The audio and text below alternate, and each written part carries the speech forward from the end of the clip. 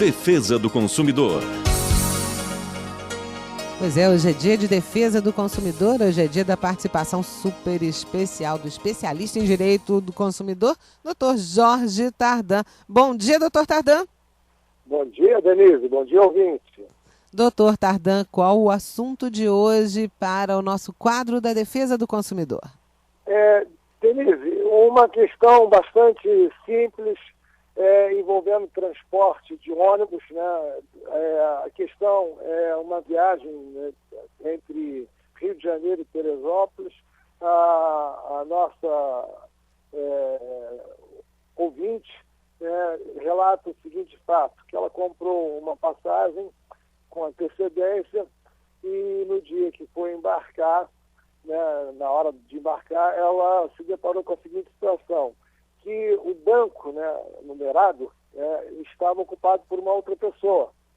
E parece que a outra pessoa adquiriu passagem num outro ponto de venda da empresa. Ou seja, a empresa emitiu 2 bilhetes com o mesmo número de banco.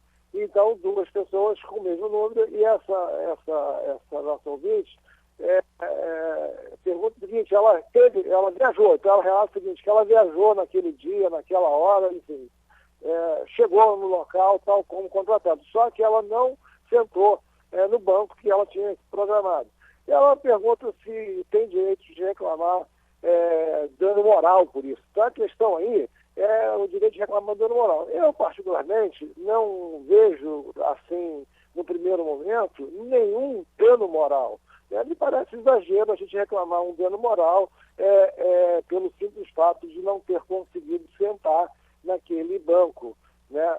O fato é que ela chegou na cidade no horário, né? Porque ela foi naquele mesmo ônibus. Claro, sentada num outro, porque tinha outra cadeira vazia, mais pro final do ônibus, e ela viajou naquele dia, naquela hora, naquele lugar.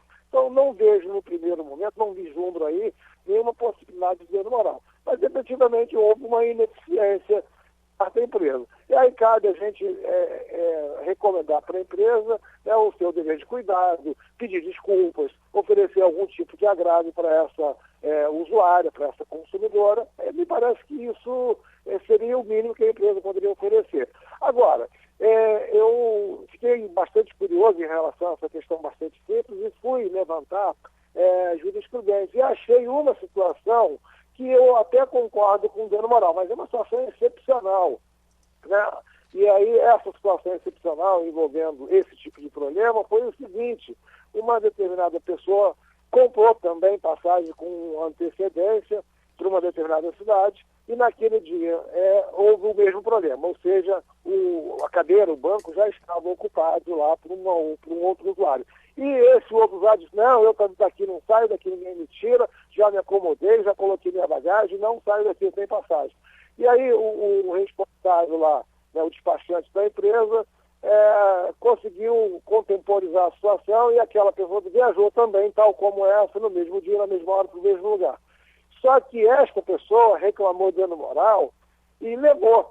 E a questão era bastante interessante, porque ela provou, né, mostrou para o juiz que ela acredita em numerologia e que o número que ela viajou, enfim, fez diferença para ela, que ela tinha se programado, que é uma pessoa programada e que comprou a cadeira segundo cálculos numerológicos, sendo que é uma questão bastante esotérica. Eu disse, tá bom, é o direito de cada um acreditar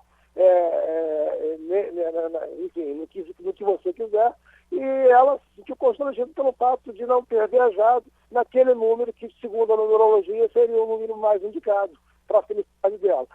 Nesse caso, ela demonstrou. Agora, essa nossa ouvinte não fala nada disso. O simples fato de você ter um desconforto, vamos imaginar que você imaginou que fosse viajar na janela, mas viajou no corredor, sendo que você tem preferência pela janela, isso é um mero desconforto. E me parece que isso não pode justificar, de fato, nenhuma indenização.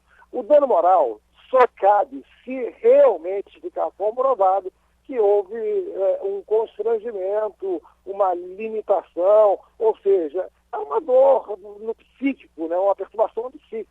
E me parece que esse desconforto físico de viajar, lá atrás pula mais, isso é só um desconforto, não causa nenhum trauma psicológico, né? Então, eu não posso concordar com essa ouvinte, alimentar a esperança dela reclamar nenhum dano moral nessa questão. Agora, doutor Tardan, ouvindo a sua exposição, eu fico pensando no tão comum overbooking dos aviões, né? Uma chamada para a empresa, como o senhor disse, que tenha mais atenção, que tenha mais cuidado, que peça desculpas para que isso não se transforme numa rotina, seria interessante. Qual o caminho para isso? No caso do transporte aéreo, aí realmente já é uma prática muito mais comum o fato do sujeito não embarcar, que é o overbook, né? Por que acontece isso? A empresa aérea, né, é um transporte mais caro, ela vende em regra, 20% acima da capacidade da aeronave, uma aeronave grande. Então ela vende lá, vamos imaginar que a aeronave comporte no total 200 passageiros, ela vende 215, ou seja, ela vendeu 15 passagens além do que comporta a empresa, a aeronave. Mas por que ela faz isso?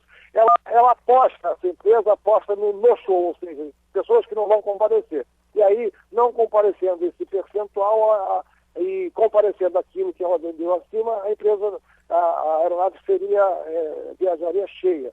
Mas isso é regulamentado no mundo todo e, no nosso caso, nós temos uma agência reguladora que vai disciplinar esse tipo de situação, estabelecendo critério. A empresa, né, hoje já oferece algum tipo de vantagem, tipo uma outra passagem, um período maior de hospedagem naquela cidade para onde o usuário vai. Eu já vi empresa, por exemplo, ali diante, olha, nós estamos oferecendo, aconteceu aqui o overbook, nós estamos oferecendo mais um dia num hotel 5 estrelas. E pessoas aceitaram, porque estavam viajando sem nenhum compromisso e aproveitar as custas da empresa mais um dia num hotel 5 estrelas, a pessoa aceitou. Veja bem, então se resolve isso. Agora, é claro que se a empresa não oferece nenhuma solução que agrade o consumidor que não embarcou, ela pode sofrer uma multa e, evidentemente, que esse usuário pode reclamar o eventual dano que ele tenha sofrido em razão do não embarque. Ok, doutor Tardan, muitíssimo obrigada. O senhor que é especialista em direito do consumidor e da Escola Superior de Advocacia, muito obrigada por mais essa participação e mais esse esclarecimento aqui na nossa Rádio MEC. Um bom dia. Bom dia, Denise. Bom dia a todos.